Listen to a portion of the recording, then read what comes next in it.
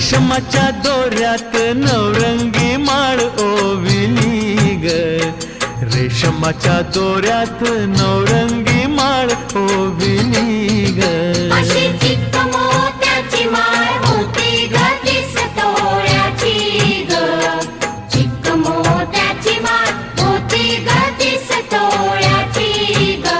जसा गणपतीचा गोंडा चौरंगी लाल बावटा ग, गणपतीचा गोंडा चौरंगी लाल बावटा ग.